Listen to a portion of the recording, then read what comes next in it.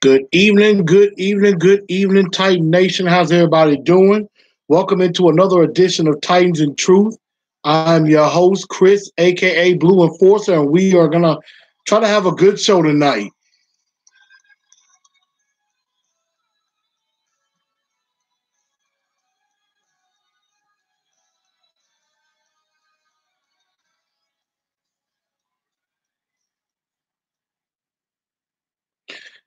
Now, I do not own the rights to that music. That is, of course, the theme from wrestler Tommaso Ciampa called "No One Will Survive." Had to have a little fun with that. It's one of my favorite theme songs in wrestling right now, and obviously the Titans didn't exactly survive Monday night and lost 34-17 to the Houston Texans, falling to 5-6 on the year. And I thank everybody for sticking with me. I apologize. I'm kind of late getting started because I had a little technical difficulty on the computer, but we are back online and everything is good to go. And we're going to keep going. We're going to keep this show rolling. So what's up, AZ Mick? What's up, Lil Kilo? And we got everybody going to be piling in, and we're going to have a really good show tonight. Shout out, of course, to Craft Gaspic Creations. As y'all can see, the creator of these Titans and Truth shirts. Remember to hit her up, hit LaCrystal Cleveland up, my cousin. Definitely get in on one of these shirts, and you could definitely have on some Titans and Truth gear yourself. I think the sweatshirt is usually 25. The hoodie is 30. And I want to say the T-shirt is 20. So you could definitely get involved and wear some Titans and Truth gear and all of that. So definitely support her. If you support her, you're supporting me. You know, that'll be a good Christmas gift for somebody. You know, a Titans and Truth t-shirt will be kind of cool to have under the Christmas tree. So you could definitely get down with that. So let's get into this show right away. And Lil Kilo, believe me when I tell you, we're going to get to that. That is definitely true. This game had a little bit of good, a lot of bad, and some ugly as well. What's up, Shalom Fantastic? You know, let's break down this game quite a bit. First we're gonna start with some good. Marcus Mariota had himself a game. Now I'm gonna take the bad part and get that out of the way first with Marcus. Marcus got sacked 6 times. Now I do blame about 3 of those sacks on him. And let me tell you why. There were times that Marcus Mariota held the ball entirely too long. I mean, I was screaming at the television saying, get rid of the football, get rid of the football. You know, throw it away or something. Live to fight another down. And so I think if he even gets rid of, the ball on 3 of those sacks, yeah, he's instead of 22 of 23, he's 22 of 26. That is still 85% completion percentage, which is still unbelievable. But despite that, he went 22 of 23, 303 yards, 2 touchdowns, no interceptions, which is very good, that he didn't have that. But he didn't really get a lot of help from his offensive line. As I mentioned, the 6 sacks.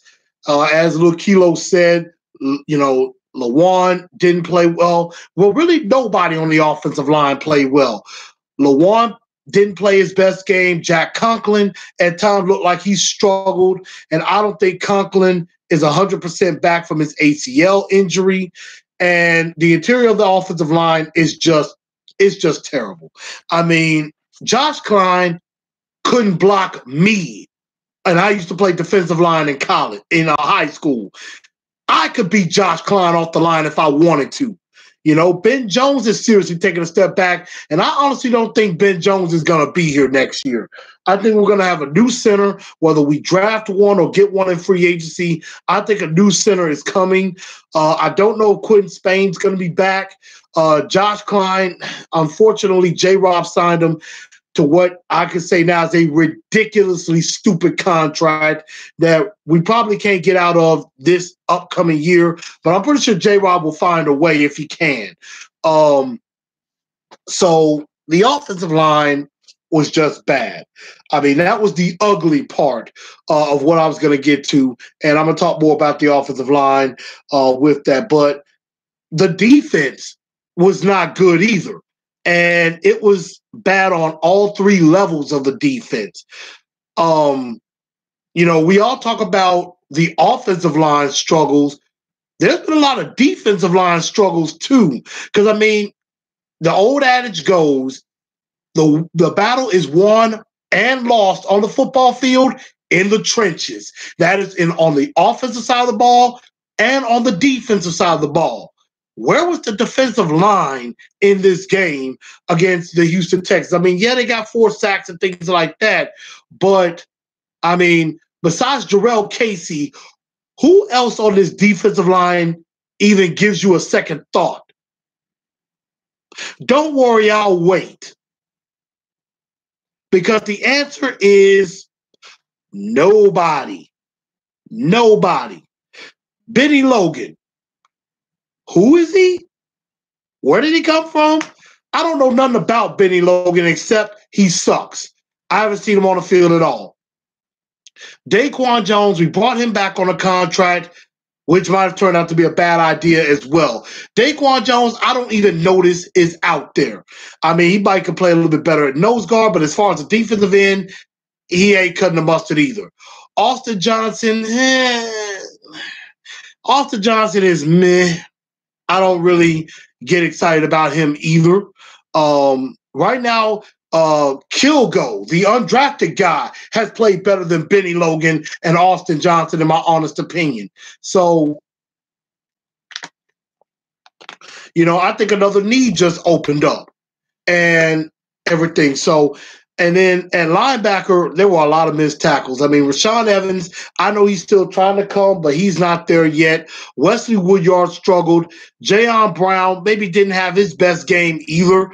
A lot of missed tackles by everybody, honestly, in this game. And then secondary-wise, I mean, I listened to this on Jared the GM earlier today, and he's right. Kevin Byard hasn't done anything this season besides the one interception in Dallas. Now, Kevin Byard, I still believe, is one of, if not the best safety in football, but he's done nothing. And Kenny Vaccaro, since coming back from injury, he hasn't really done much either. I mean, little by little, but really hasn't done too much. I mean, yeah, Vaccaro had the nice play to begin the Patriots game, but other than that, hadn't really done anything. Adoree Jackson, back-to-back bad games. Malcolm Butler gets hurt, so he couldn't hurt us because he wasn't on the field. Logan Ryan, bad game. So the defense as a whole had a bad game, giving up 281 yards rushing on the night, including a 97-yard touchdown run by Lamar Miller, which there was about 3 missed tackles on that play. Woodyard, if he steps into the hole better, probably stops that play right there. Kevin Byard took a bad angle, and there's no way Lamar Miller should have outran our defense. So something was definitely not right there. I'm going back through a couple of comments. Like I said, Lil Kilo saying 95% completion in a loss. Line is killing me. AZ Mick said Jonnu Smith looked good, which at times he did. I mean, Jonnu had his struggles. I mean, there was a play where Jonnu Smith had to block J.J. Watt. Who would they right by as a tight end blocking J.J. Watt one-on-one? Now, if that's Delanie Walker, okay, that's a little bit different. I still would not ask Delanie Walker to block J.J. Watt one-on-one. And you're going to ask Jonnu Smith to block J.J. Watt one-on-one? Whose idea was that? It was a pathetic idea. And I'm going to get to the most pathetic part of this game just a bit also. I'm reading some other comments. H12LO7KO1. That is a different name on me. He said, I thought Mariota played one of his best games of his career. It's a shame the line wouldn't block for him. Agree. Look, Kilo saying the past 2 weeks he's been on fire. I would probably say last 2 out of 3 weeks. Indie game, not so much. AZ Mick offensive line was bad. Classic Rod saying graveyard shift here. The season is just about over, and I said this before that if they don't win this game, this season could be pretty much over, and I'm starting to lean that way. I mean, I know there's still 5 games to go. You know, the wild card spot is still there. Unfortunately, I think the division race could be getting a little bit out of our reach, and we have nobody to blame but ourselves on that. We had a chance to take this division twice. We had 2 separate opportunities to take this division and blow it wide open. After the victory against the Eagles, we were 3-1. If we beat Baltimore and Buffalo, you're 5-1, at worst 4-2, you know, before London. And you blew it. And then in the end, you ended up losing 3 in a row. Then, at this point in time, you win 2 in a row. You're at I'm losing my train of thought. You know, had a chance to you win 2 in a row. You know, you're 4-5. You know, I'm losing my train of thought again. Okay, 3-4, 4-4, 5-4 after New England. You're 5-4 after New England. You beat the Colts, you're 6-4, and pretty much set up a battle of 2 6-4 teams, or a 6-4 and 7-3 team. You beat the Texans, you're 7-4. At worst, now we could have been 6-5 and really in control of our own destiny, and we blew it. We blew golden opportunities twice. That tells you we're not ready for the playoffs, and this coaching staff is not up to snub yet. So I didn't like all of that. AZ Mick saying Henry should have gotten the ball in the 4th down play. I definitely agree with that, and that is the real ugly part. That 4th and 1 was by far the dumbest play call I have ever seen in my life. That was pathetic. How you going to hand the ball off to a tight end who ain't never ran the ball before? That's what Justin Fowler should have been here for, and they cut him. At 4th and 1, you either one of 3 things should have happened.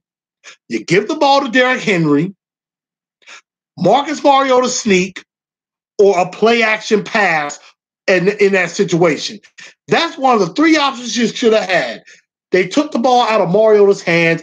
Vrabel got greedy. It was 14-10 early going into the 2nd quarter. You take the points. You take the points, you're down 1. You're down 14-13. Maybe that 97-yard touchdown run doesn't happen. Instead, Vrabel got greedy, gambled, didn't pay off, and there was a 10-point swing that pretty much cost us the game. That was the moment we lost the game right there. Stupid decision by Mike Vrabel.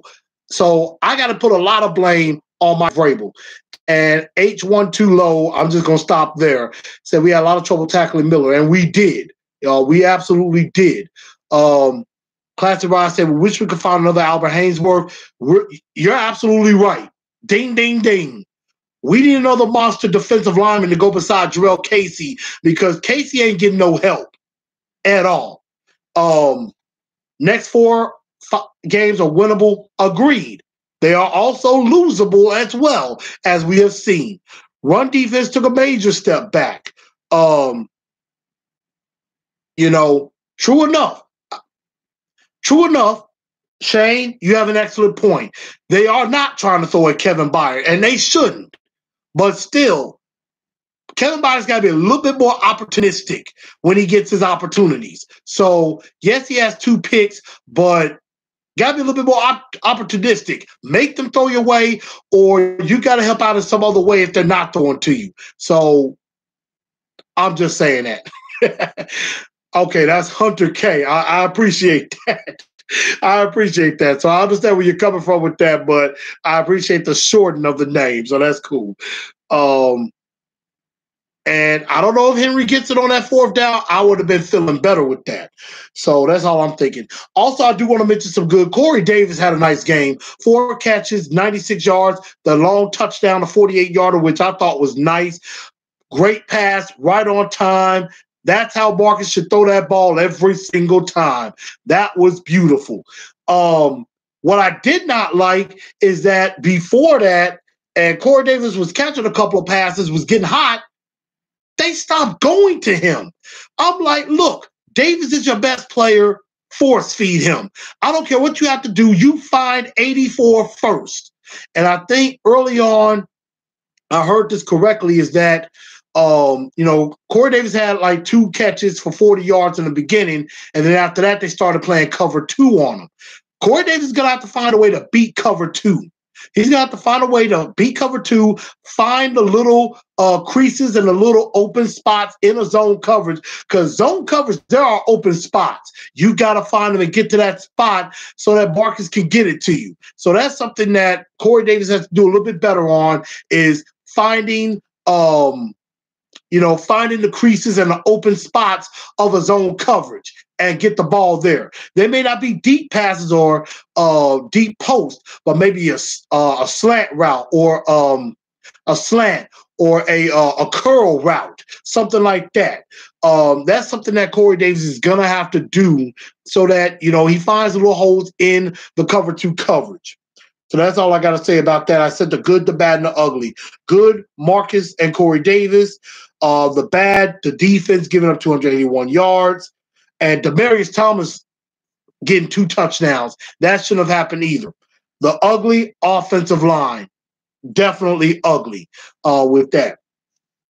Joseph coming in saying, heard you talking Daquan Jones.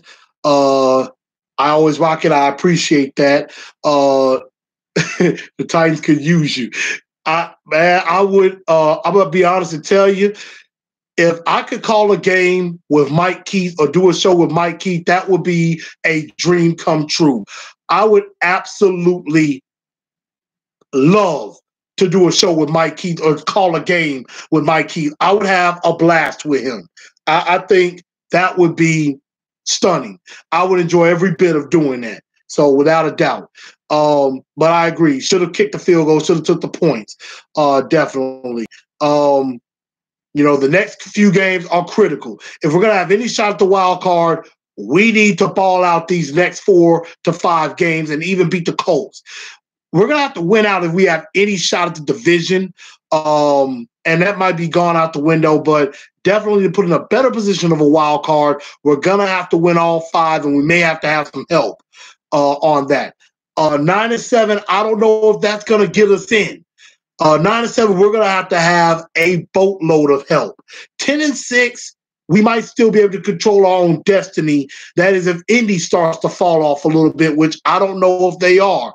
Indy's on a roll just as bad as Houston. Maybe that Houston game, we cheer for Houston to beat Indy. And if that happens and we start winning a couple of games, then, hey, we're right back in the same boat with Indy, and that last game could mean something. So, I definitely like that. So, guys, give me your Two-Tone Blue Star of the Week nominations. And also, who do you think is the dunce of the day? I want to hear from y'all on that. Definitely. So I want you to get your thoughts in. But again, while y'all are getting your thoughts in, Craft Gasmic Creations. Once again, I'm going to give a shout out to the Crystal Cleveland. Y'all see the shirt. Y'all also know that I have a hoodie and everything. So definitely hit her up. At Craft Gasmic Creations on Facebook. It's Craft Gasmic Creations. Also, Crystal Cleveland. Hit her up. You can message her and things like that. But if you're mainly serious about buying, and she'll talk to you as far as how to get that to you and what she can do on that. So definitely hit her up if you're really serious about that. With that. So Craft Gasmic Creations, definitely check her out. She's a big-time supporter of Titans and Truth, a big-time supporter and sponsor. But I want to know, who do y'all think is the Two-Tone Blue Star of the Week? Who had the best game? I had a couple of nominees of Marcus with his 22 of 23. Corey, 4 for 96, nearly had another 100-yard game. Jonnu had that amazing 68-yard touchdown catch and run. I did not know Jonnu could run that fast, to be perfectly honest. I did not know Jonnu had that kind of speed. That was very, very impressive. So, give me a moment. I'm going to try to see if I can I'm going to pull up some stuff on. Let's see if I find any comments. I'm looking at Facebook, seeing if there's any comments. So just bear with me for just a second, y'all. But get y'all nominations in there.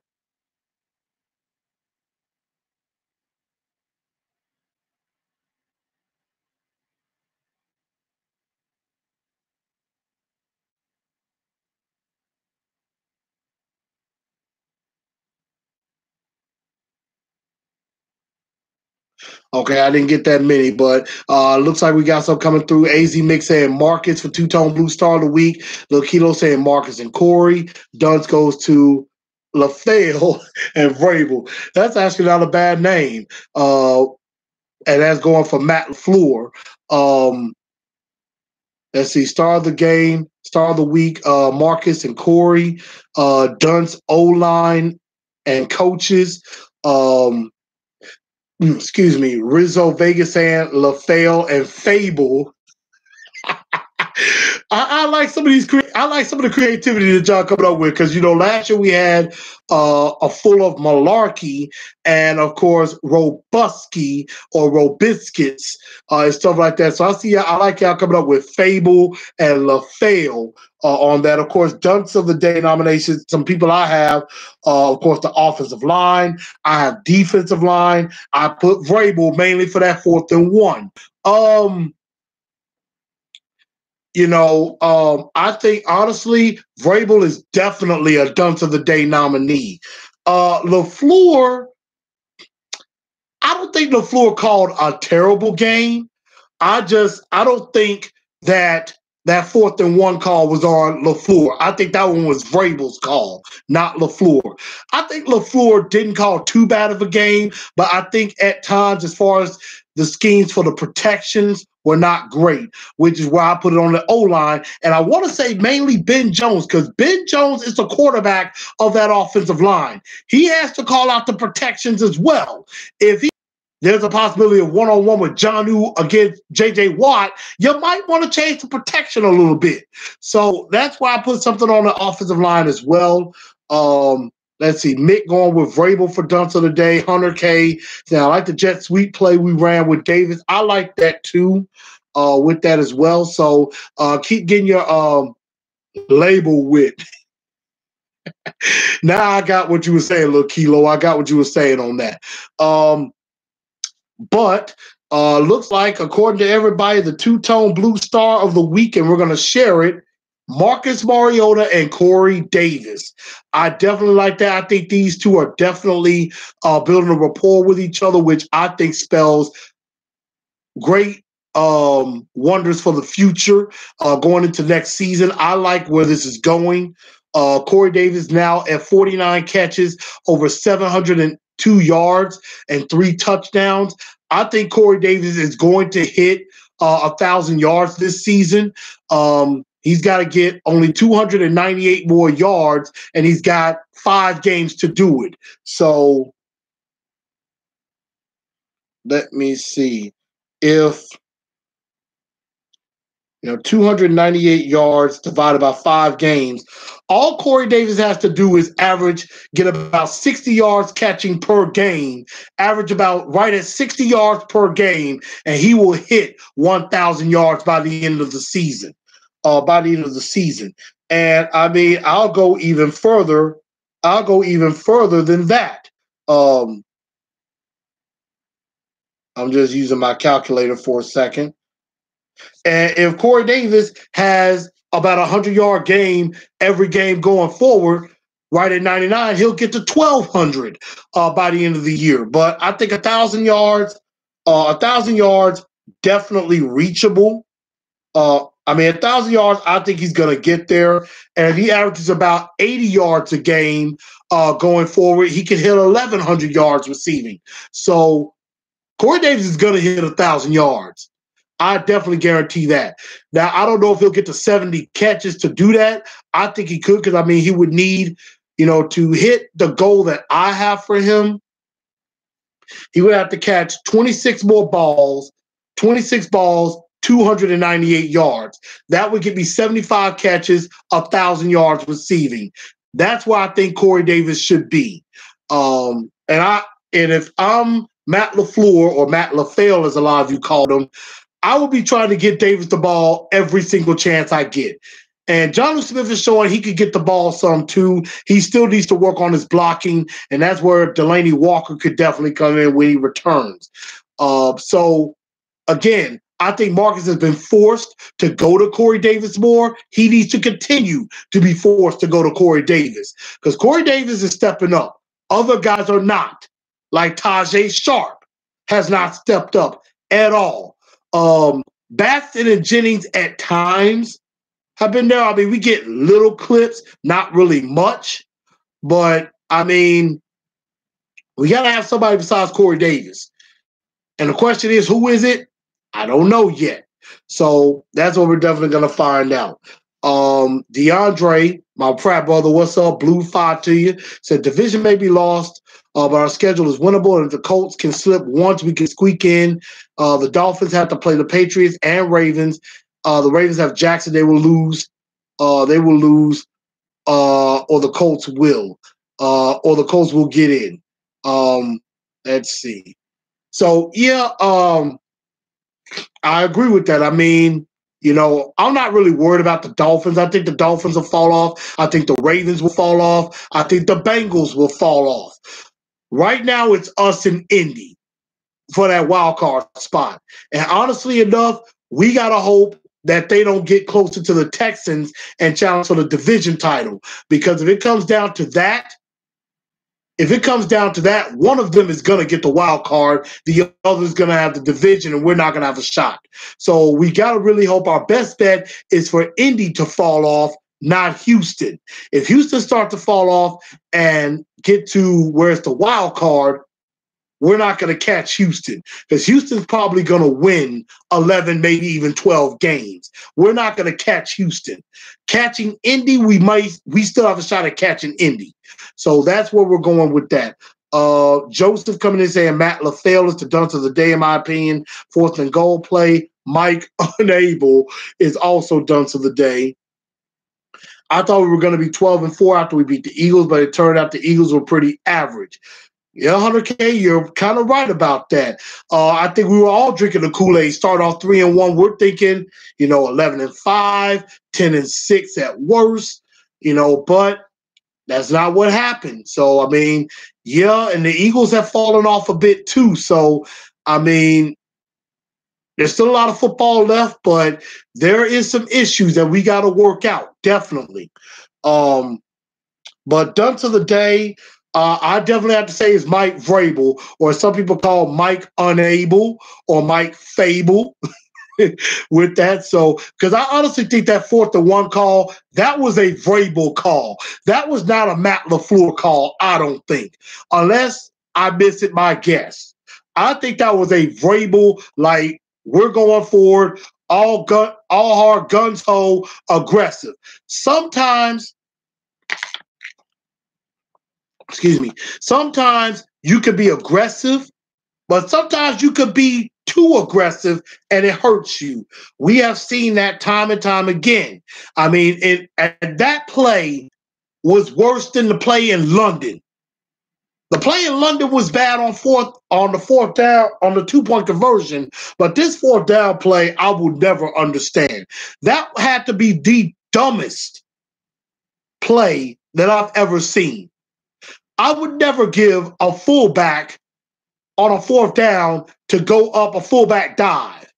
Now, we've seen the jet sweep with Delaney, but that was Malarkey's call. That nice reverse sweep to Corey Davis, I thought was brilliant. Caught Houston over pursuing, and it ended up costing them. So I thought that was good. But that play call I would never understand. Again, I would have either gave it to Derrick Henry, Marcus quarterback sneak, or play action pass, let Marcus do something with the ball.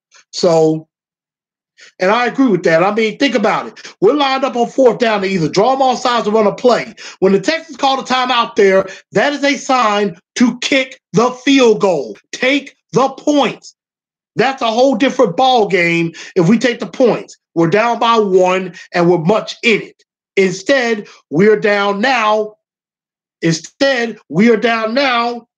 20-14. 20-10. So I just thought that was terrible. I really do. So dunce of the day definitely has to go to Mike Vrabel. That was a bad call. And I'm kind of starting to get tired of hearing him saying post-game press conferences, I got to coach better. I got to coach better. I got to coach better. We've been hearing this every game for the last 11 weeks. It's kind of starting to get old. I understand Mike Vrabel is a first-year head coach, but that's getting pretty damn old. Stop saying, I got to coach better, and actually coach better. Start doing that for a change.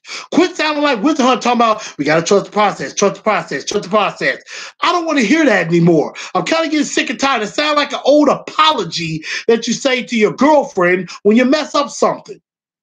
Quit doing that and actually go out there and do it right. So that's all I got to say about that. So dunce of the day, Mike Vrabel.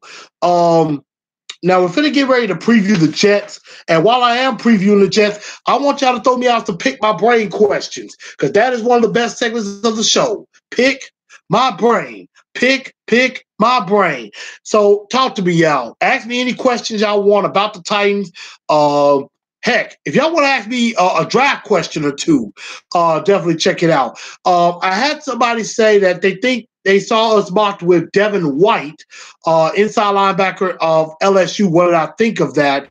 I haven't really watched a lot of film of college guys. I've heard of Devin White with LSU. I've heard he's a pretty decent linebacker. I don't know if we need an inside linebacker that bad, because, Jayon Brown is playing out of his mind. Wesley Woodyard, with the exception of last night, has still played very well. Rashaan Evans, I think, is coming. He's going to have to eventually be the starter at some point. And, I think he would have done that, but Jayon Brown has emerged, and you can't take him off the field. So that's something that I have to look at. I will probably start looking at some draft film starting within the next few weeks.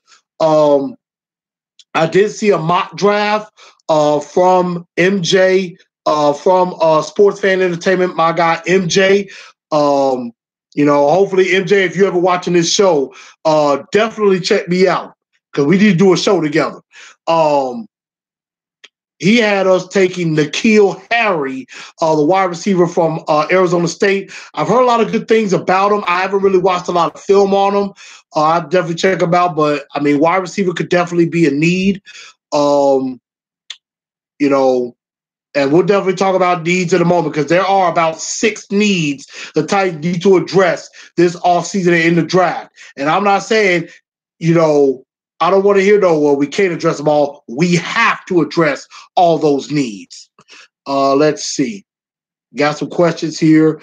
Bread and Butter says, what do you think of Dion Lewis dancing instead of running? I don't like that.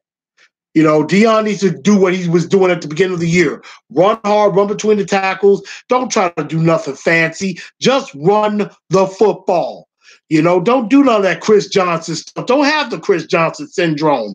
Just run the damn ball. It's not very difficult to do. Definitely with that. Classic Rod saying, do you think Justin Fowler would have gotten the yard? I'm going to say yes. I think Justin Fowler would have gotten the yard. We've seen him do it before. And I would have felt better. I would have felt okay if it was a fullback dive to Fowler instead of Luke Stocker, because we know Fowler has done it before and it's actually worked before. With Luke Stocker, he ain't never ran a football like that, maybe since high school or something. So, and first of all, he's slower. Justin Fowler's a little bit faster and would have got to the hole a little bit faster. Luke Stocker took grandmama steps. He probably could have had a walker trying to get to that line, and those linebackers were just waiting on him. So I think Justin Fowler couldn't have gotten a yard, but that was just a dumb, stupid play call. Stupid. Absolutely ridiculous. And Classic Rod, if you get on Sports Fan, tell MJ to holler at me because sometimes he don't return my messages. But any other questions? Hit me up out there. And I mentioned the 6 needs that I think that we're gonna have to address this offseason. I'm gonna say it right now: wide receiver, pass rusher, guard and tackle. I mean, not guard and tackle, guard and center. Running back, because I don't think Derrick Henry's going to return, and defensive lineman. A lot of people nobody's really mentioned that, but we need another monster defensive lineman, like a defensive end, either a guy that can play 3-4 defensive end or a guy that can be a straight-up space eater at nose guard, because we don't have that right now. If we had, because I've heard with a defense, you got to build up the middle from the front back. That means nose tackle, middle linebacker, safety. We have the safeties. I think we have the linebackers. We do not have a nose tackle up front. Benny Logan ain't cutting it. Austin Johnson ain't cutting it. I probably would feel better if you put Daquan Jones in the middle. But I still think we need a nose tackle. So those are my 6 needs right now that I'm thinking of. And that could change in the offseason, but that's what I'm saying right now. The one and only horrible. We don't deserve to go to the playoffs. Right now, we ain't playing like a team that deserves to go to the playoffs. Way too inconsistent. I still think they can make the playoffs, but if they don't, it will be a massive failure. And then I'm going to look at placing blame on one John Robinson, because John Robinson hasn't done well with getting players either lately. A lot of us was drinking the John Robinson Kool-Aid thinking that he could do no wrong. Right now, John Robinson's done a lot of wrong, and he better get it right, because you basically said Mike Mularkey, 2 9-7 seasons, a trip to the playoffs, and a victory in the playoffs was not good enough, and you want more. And he hitched his wagon to Vrabel. He did, and I'm going to be honest, he did a good old boy type thing. He went and got his boy, his friend, to come in and coach this team, even though there were better options out there. So a lot of if Mike Vrabel's success is pinned to John Robinson as well. So John Robinson better get it together, or Vrabel and Robinson will be out. That much is a fact. I'm not talking about this season Vrabel being gone. That ain't happening. But I'm just saying within the next couple of years, Vrabel better start winning, and Robinson better start bringing in better free agents and draft picks. That much is a fact. We need Walker back ASAP. I agree. I didn't think we were going to miss Delaney Walker this much. We do. Absolutely. Bread and butter, why do you think Henry won't return? He is under contract. Because he's not good enough right now. He ain't good enough for this zone blocking scheme. He seems uncomfortable. I mean, he's ran a little bit better lately, but still, this is Dion Lewis's backfield. I've said that for months now, and I'm going to continue to say that. Dion Lewis is the better back right now. Derrick Henry just ain't doing it. We need a better back, like maybe a Bryce Love out of the draft or something like that. We need a shiftier back who can run between the tackles, somebody, a Le'Veon Bell type clone. And I'm not saying we're going to get Le'Veon Bell because J-Rob ain't paying no $14 million for no running back. No. That type of money can go to a pass rusher, or some of that money to a wide receiver. Ain't going to happen. Let's see. Tighten up saying Daquan is not doing it for us. I agree. I agree totally. Classified, have you heard Le'Veon Bell might head to the Colts? Major need a star defensive lineman. I did see that Le'Veon Bell put out there he would love to play with Andrew Luck. Pray to the gods that does not happen. If Le'Veon Bell goes to the Indianapolis Colts, and the Indianapolis Colts will have plenty of money in the salary cap, if they go get Le'Veon Bell, we are in big, big trouble. And the Colts are going to go back to what Peyton Manning was, to the time of Peyton Manning. Houston will probably try to keep up and may keep up for some time. But winning the division will get a whole lot harder if Le'Veon Bell is dressed up in blue and white coats. To the gods, that cannot happen. That cannot happen. Le'Veon Bell cannot be in this division. I don't want him in this division. That can't happen. Somebody block that from happening. So that's what I think. Titan up saying John Robinson is terrible. I would have traded a first for Amari Cooper. Tighten up now. I have to disagree with you on that one. I'm not saying John Robinson is terrible. John Robinson has not done well as of late. Now, I agree. I would have traded for Amari Cooper, but not for a first-round pick. I'm sorry, too rich for my blood. Demaryius Thomas, on the other hand, yeah, I would have traded a fourth-round pick for Demaryius Thomas. Now that J-Rob should have did. He was Johnny come lately. He tried to come late to the party, sneak in the back door. Didn't work.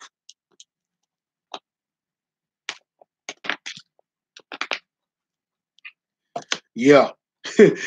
Reginald saying, still at work, but wasn't going to miss this. I appreciate that, Reggie. I appreciate that big time. Joseph saying, could be winning games for the Tennessee Titans with my electric wheelchair on fast mode. I like that. That's a good comment right there. Classic Rod saying, Colts have a ridiculous salary cap. And I agree. I mean, the Colts are going to have nearly close to, I want to say they're going to have at least $80 to maybe $100 million in cap space. And that's including what they already paid Luck. Luck already has a high contract, and they still going to have plenty of money left.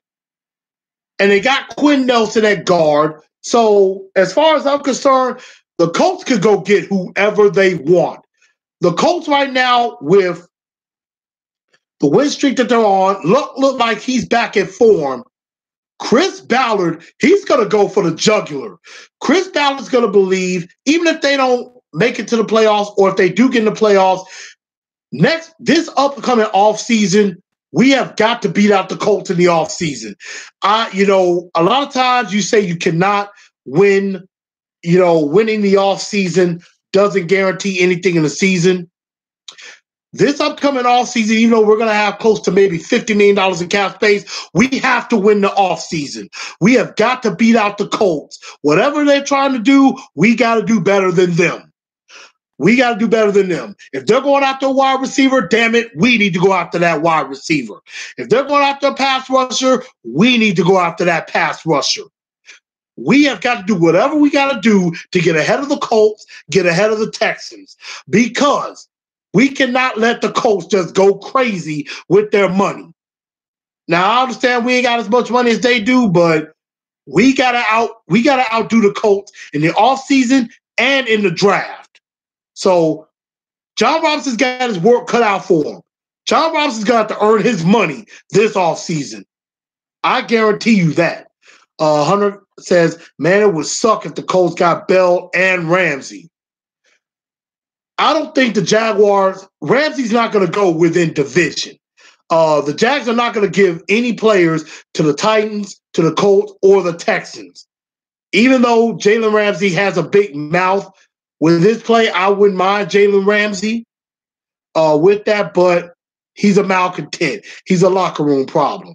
Wanda only says, we need a A.J. Brown. Mariota needs weapons. I agree. John Robinson needs to continue to build around Marcus Mariota. He needs weapons. With the weapons, this offense can work. And it looks like it has. But there's still work need to be done. Classified said, Titan can't compete with Colts. They have too much money.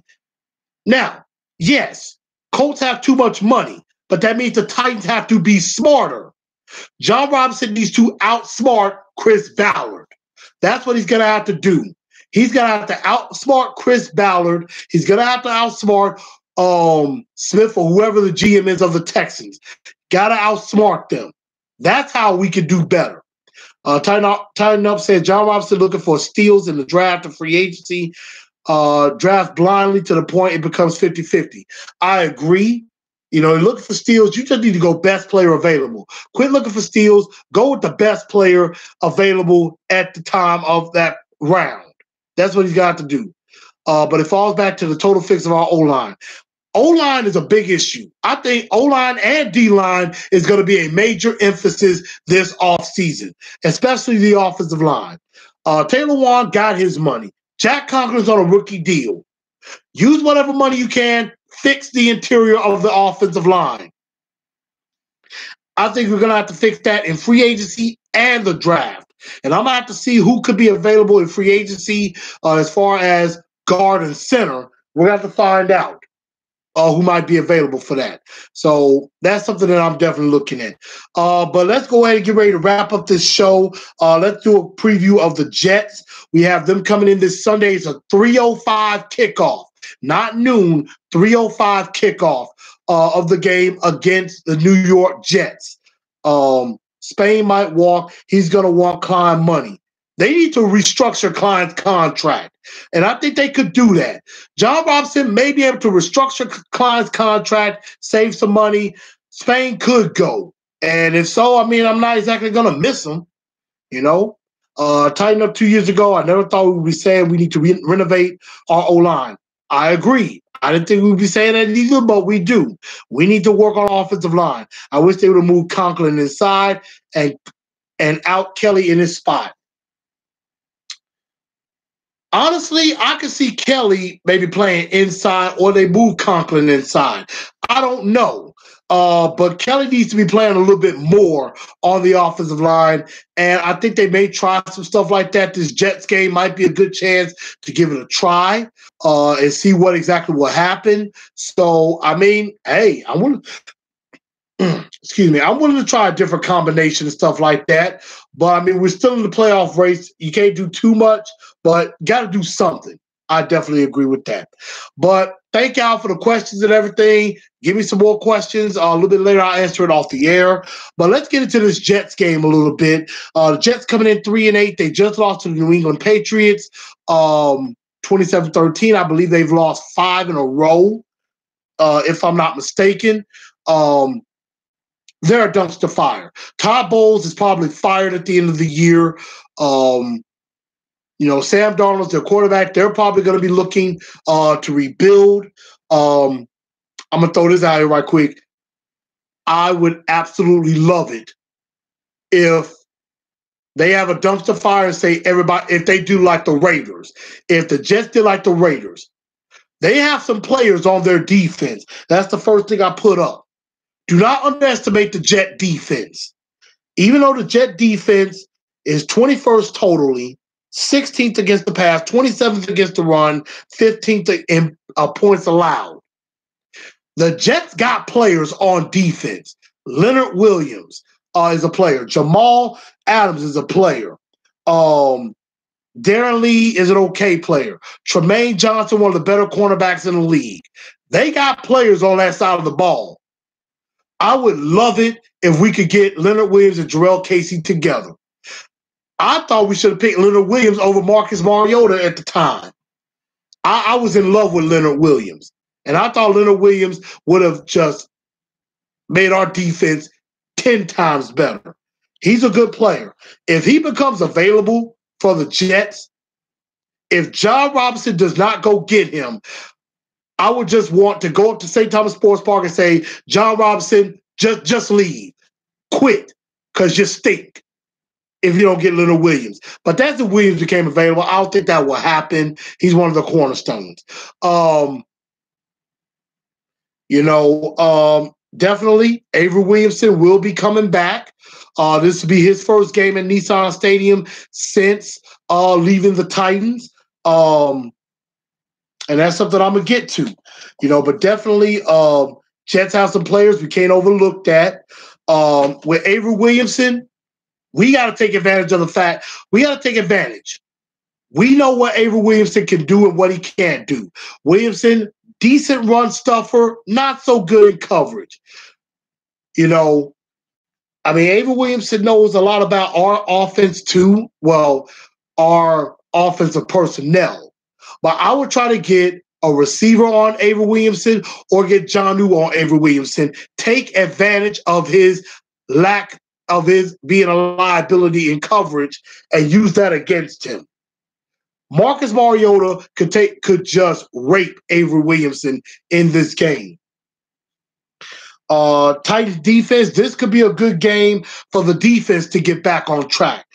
You're about to face one of the worst offenses in the league.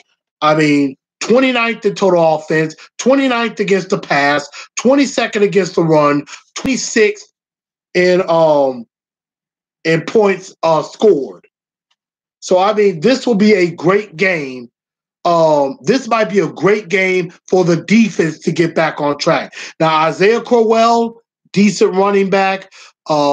Quincy Enunwa is a average at best receiver, not bad. They got Josh McCown might be starting, even though Sam Darnold is hoping to be back for this game and everything, but Jets don't really have an offense. We can take advantage of that, but I'm not underestimating them. But, and which led me to my next point. You cannot take the Jets lightly. Do not just go in here thinking this is going to be a cakewalk. You do that, we'll have another Buffalo on our hands. But one thing that the Titans need to do, all this anger and frustration they have over the losses to the Colts and Texans, they need to come out here and obliterate the New York Jets. They need to come out here and physically impose their will on the Jets from jump. They need to take out every bit of their frustration on them. I'm not saying do a bunch of unnecessary roughness or nothing like that. Don't do anything like that. But go out here, punch them in the mouth, punch them constantly. Do to them what you did to the Patriots. That's what I'm saying. They need to come out here and absolutely annihilate the New York Jets. Make a statement. And that's what they need to do to win this game. Definitely. See, Tighten Up says Williams and Casey played at USC. Might be credible. I don't know. We'll definitely find out. We are definitely going to find out. Jets have managed to score over 40 points twice this year. Titans haven't. I agree. Sam Darnold might be pretty good with that, but we got to control that. So Jets shouldn't score 40 points on us. If the Jets score anything over 25 points, I will be shocked and I will be ticked off at the defense even if we win. They should not score that much. The light, Derek saying the lighting in his live is much better. Partly because I'm under the light. So I have thought about that. I am probably thinking about getting some lamps or getting some more light. So I appreciate the suggestion. Yeah, Derek, you're kind of late, but you can go back and go back to the beginning and watch this because I'm about to wrap it up. But you can definitely go and watch the beginning of it and watch the whole thing. So it's going to be on here shortly. But, y'all, I'm going to be out there. I'm going to be out there at the game. 3:05 kickoff. Be there. Don't be square. Let's get this team back on the winning track. Let's get it together. And then I'll have a post-game show after the game. And I'm going to try to see if I can make it to the Titans tailgate. May go live there and everything. So be on the lookout for that. Appreciate everybody tuning in to Titans the Truth tonight. Hope everybody had a happy Thanksgiving. I did not do any Black Friday shopping. And I wasn't going to get out in that crowd. So everybody, definitely thank y'all for tuning in to Titans the Truth tonight. Definitely make sure y'all follow me on the TNT Enforcers page on Facebook, Instagram at Titans_N_Truth, on Twitter at TNT Blue Enforcer, and also definitely check out the website. I got to update that. I apologize. I have not. But forgive me for that. So definitely be on the lookout for some updates and some things coming there. So I thank y'all for tuning in to Titans and Truth. I will holler at y'all. Peace out. And I'm going to leave y'all with some good music.